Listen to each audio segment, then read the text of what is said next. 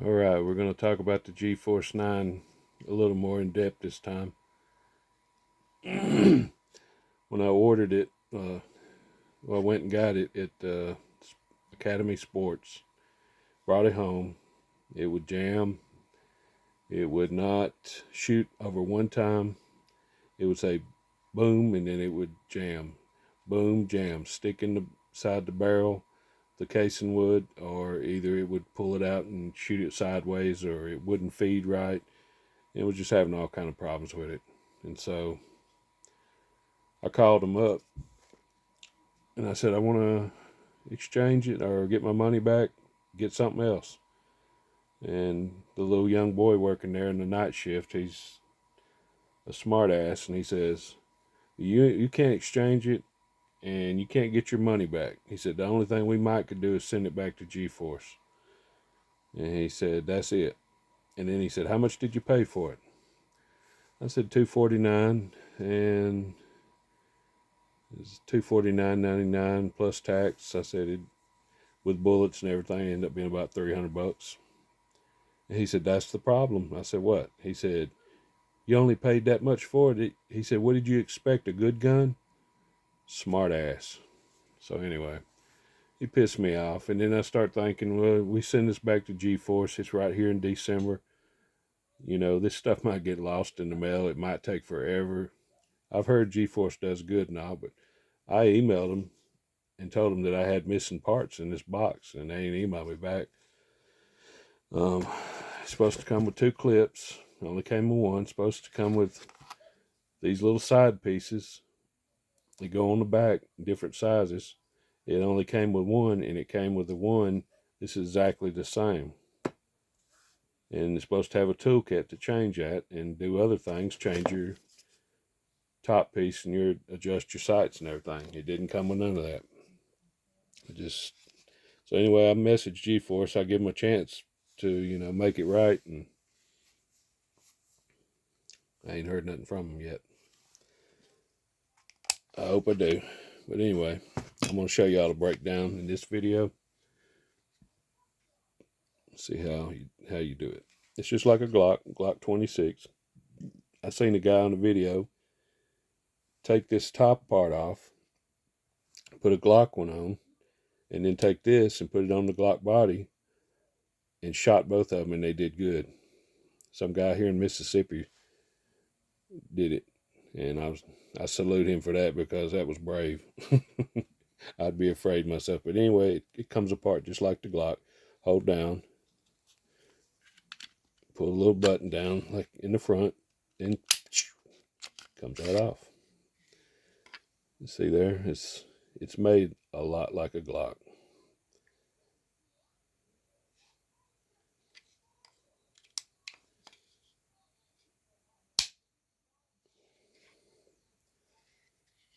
A lot like it. Anyway, I'm going to show y'all the rest of it. See that? It looks like a Glock spring. Everything, the slide, barrel, everything looks just like Glock. There's the spring, by the way. See, I thought, I didn't know if this was plastic or not when I was at the store. And they won't let me look at nothing. They won't let me mash the trigger or nothing. It's against store policy. I wanted to see if it had a good trigger. It has a good trigger. Trust me. Anyway. Some of the things I see from the factory they should have done, like, you see that scarring on top of that? It should have been polished. It's scratched up pretty good from the factory. They need a little work on some of their stuff. But it's got a good trigger. Anyway, here's the feed ramp.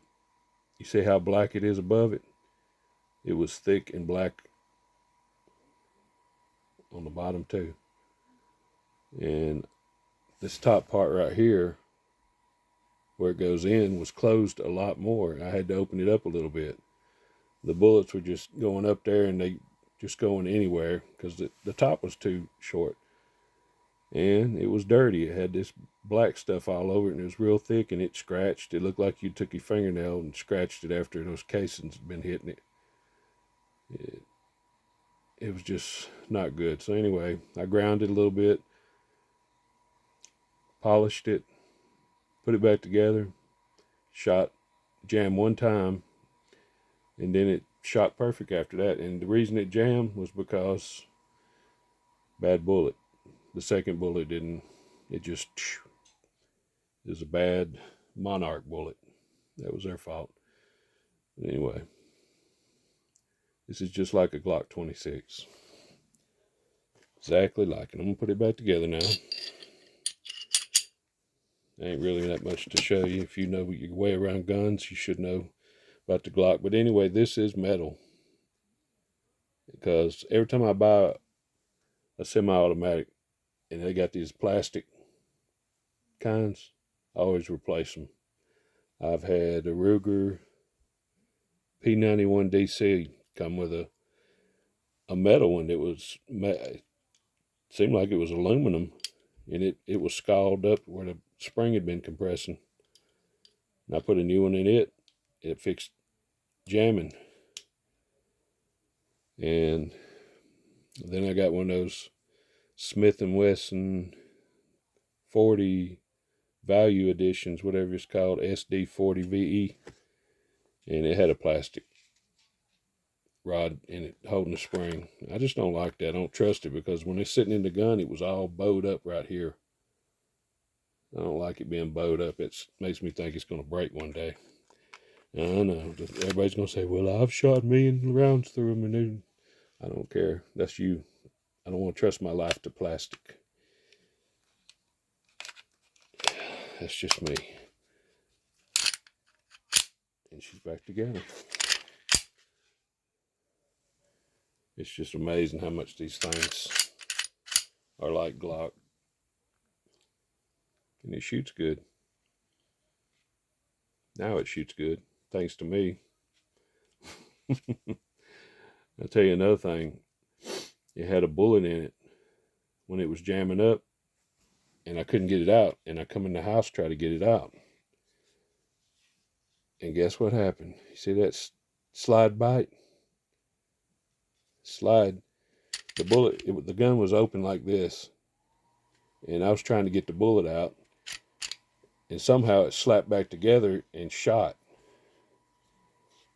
And when it did, come back, slide got me. I was pouring blood everywhere. This is after 3 days probably.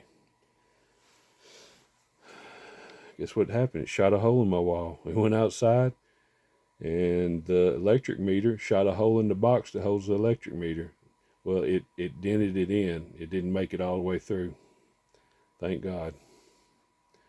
But anyway, it was I was having trouble with the 124 grain NATOs when I first got it and was shooting it, and I thought, well, it's jamming.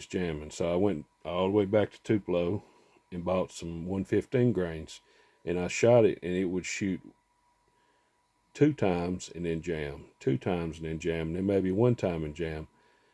And so after I fixed this, the first thing I did was put the 124 NATOs back in it and shot it, and it did perfect. And I've shot it, and I've shot it, and I've shot it, and it's done good now. But some of y'all, if y'all have that same problem, check out that feed ramp. Feed ramp's terrible. It was boogered up, messed up. So much that thick stuff on it. And then it scars up after the bullets riding up it. It just looked like you took a fingernail and scraped out of it. And this is the bullet casing that went off in my house. It was jammed up in there. Yep. And sometimes the gun would not close all the way because it had so much of that thick caking in it. And it wouldn't shut, but it would strike just a little bit on there. But anyway, I hope that helps somebody out. And if you're thinking about buying one, And I've seen many good reviews on it. I mean, that's what made me buy it. It wasn't because of the price. It was people shooting them and being accurate. I mean, there's people 25 yards, 50 yards, hitting those little metal pieces just like it's nothing. Ding, ding, ding. So it looks well made, and that's why I didn't give up on it. I didn't want to send it back to them and let them deal with it, because ain't no telling how long it'd be before I'd get it back, or if it would get lost in the mail around Christmas time, the way it is. And I grew up around gunsmith and uncle. He had a shop, and he showed me every time. First thing we'd do is we get a new gun in, especially a semi-automatic. He'd say, let's tear it apart and see how it works and how to put it together and how to take it apart. We took apart so many guns. It's amazing. Yeah, he's passed on, but I sure miss him. He taught me a lot. But y'all be careful with these guns. You never know what's going to happen with them. You don't know what you're getting. Even a name brand, you can have problems out of it. I've heard a lot of people having problems with the revolvers that have been coming out lately. And I've heard semi-automatics having problems. I mean, they're all going to have problems sometimes, but I just couldn't give up on it. It's pretty. It's purple. It's the last one they had in the store. They had a pink one, but I decided to go with purple because it's darker, and I don't know. It's just me, and I'm probably the only one that, as far as I know, I'm the only one that's posted a purple Gforce. I hadn't seen any others. I've looked and seen if there's purple Raptures, and there ain't none. So, if y'all want to see what they look like, new, that's what they look like. It's brand spanking new. It's got good texture in here. When you shooting with your, 2 fingers, 2 hands, or whatever you do, however you shoot it, it's got texturing all the way around it. The back, if the back gets wore out, I got some more texturing to put on there. I got another one. I hope Gforce sends me the extra clip and the other back straps of this.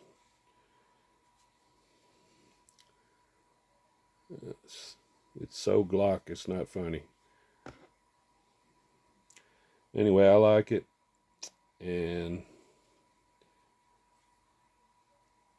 I've never bought a gun that messed up like that, but it's turned out to be a better gun after I got it fixed up. I wasn't expecting to do that.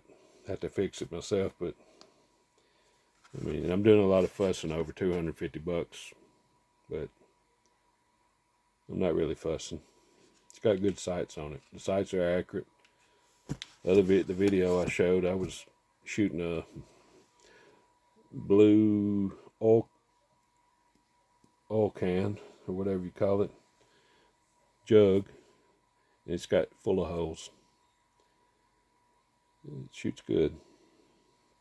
Anyway, that's all. And I'm going to have some more guns.